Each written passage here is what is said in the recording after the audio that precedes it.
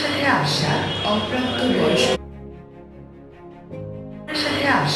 অপ্রাপ্ত বয়স্ক সন্তান বা একা চলতে পারে না এমন অপ্রকৃতস্থ সযত্ন খেয়াল রাখুন।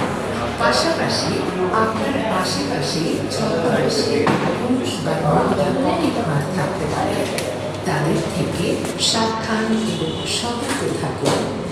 অপরিচিত কারো কাছ থেকে কোনো কিছু খাওয়া বা ব্যবহার থেকে বিরত থাকুন।